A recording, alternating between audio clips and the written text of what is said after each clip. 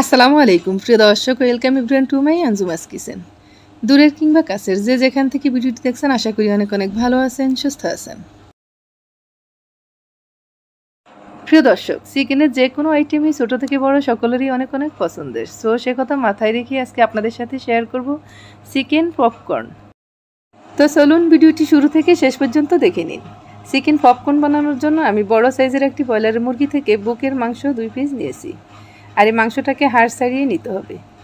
তবে এই chicken popcorn বানানোর জন্য ব্রয়লারের মুরগির বুকের মাংস দিয়ে বানালেই বেশি ভালো হয়।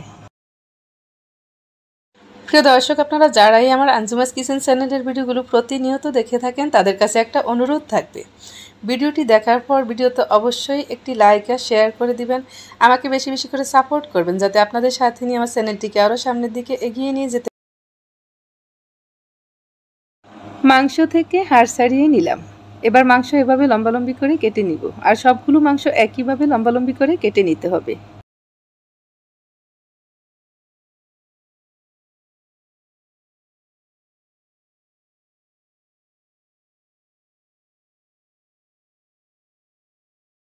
সবগুলো মাংসই লম্বালম্বিভাবে কেটে নেওয়ার পর এবার ছোট ছোট টুকরো করে কেটে নিব। যেহেতু আমি এই মাংস দিয়ে চিকেন পপকর্ন বানাবো, তাই এভাবে ছোট ছোট টুকরো করে কেটে নিতে হবে।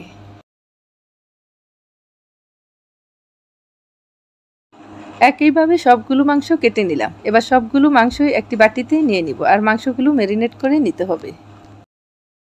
প্রিয় দর্শক, চিকেন পপকর্ন এটা কিন্তু বাচ্চা থেকে বড় সকলেরই অনেক পছন্দের। আপনি এভাবে মাংস কেটে ম্যারিনেট করে যদি ডিপ ফ্রিজে সংরক্ষণ করে রেখে দেন, যখনই বাচ্চারা খেতে চাইবে বা বাসায় মেহমান আসবে, আপনি ঝটপট এটা বানিয়ে দিতে পারবেন খুব সহজেই। এবার মাংস ম্যারিনেট করে নিব। প্রথমেই মাংসের সাথে দিয়ে দিব চা চামচে 1 চামচ পরিমাণ গোলমরিচ গুঁড়া। আদা রসুন বাটা দিয়ে দিলাম 1 চা চামচ পরিমাণ। সয়া সস দিয়ে দিব 2 টেবিল চামচের মতো হবে। ধনিয়া গুঁড়া দিয়ে দিলাম আধা চামচ পরিমাণ। শুকনো লাল মরিচের গুঁড়ো আধা চা চামচ পরিমাণ। স্বাদ মতো লবণ। এই উপকরণগুলো দেওয়ার পর মাংস ভালো করে মাখিয়ে প্রায় 10 মিনিটের মতো রেখে দিব। ঠিক এইভাবে হাত দিয়ে ভালো করে মাখিয়ে নিতে হবে, যাতে করে মাংসের গায়ে মশলাটা ভালোভাবে লেগে থাকে। মাংস ম্যারিনেট করে আমি এক পাশে রেখে দিলাম। এই পাশে আমি একটি বাটিতে আধা কাপ পরিমাণ ময়দা নিয়ে নিলাম। আমি এখানে একটি বেটার তৈরি করে নিব। সাথে 1 চামচের মতো গোলমরিচ গুঁড়া দিয়ে দিলাম, আধা চামচ ধনিয়া গুঁড়া দিয়ে দিলাম, শুকনো লাল মরিচের গুঁড়া দিয়ে দিলাম আধা চামচের থেকেও কম, স্বাদ মতো লবণ। এই উপকরণগুলো দিয়ে আমি নর্মাল পানি দিয়ে একটা বেটার তৈরি করে নিব।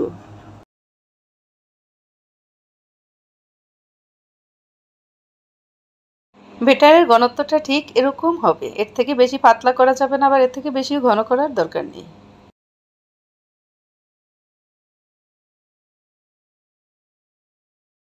এবার আরেকটি বাটিতে আমি শুকনো ময়দা নিয়ে নিলাম। প্রথমে আমি মাংসের টুকরা নিয়ে এভাবে বেটার লাগিয়ে নিব, তারপরে শুকনো ময়দায় মাংসের টুকরাটাকে কোট করে নিব। হালকা হাতে কোট করে নিতে হবে।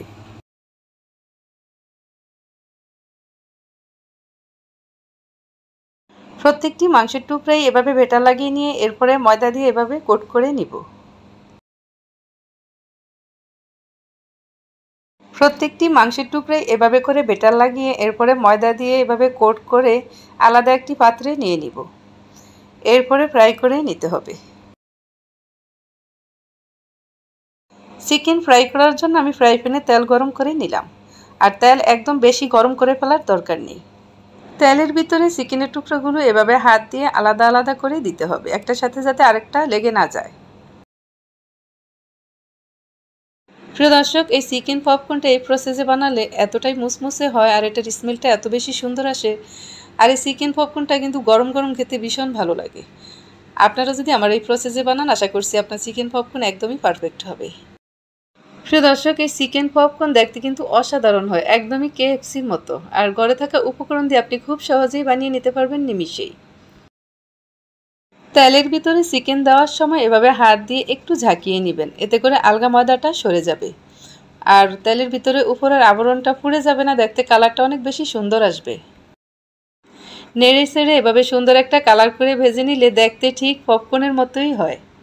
এজন্যই তো এটার নাম দেওয়া হয়েছে পপকর্ন, চিকেন পপকর্ন। প্রিয় দর্শক, এই প্রসেসে চিকেন পপকর্ন বানালে আশা করছি একদমই পারফেক্ট হবে। আশা করছি আমার আজকের ভিডিওটি আপনাদের অনেক অনেক ভালো লেগেছে। আর ভালো লাগলে অবশ্যই কমেন্ট করে জানাবেন, আর লাইক আর শেয়ার করতে অবশ্যই ভুলবেন না। দেখতে দেখতে ভিডিওর একদমই শেষ প্রান্তে চলে আসলাম। আজকের মতো এ পর্যন্তই।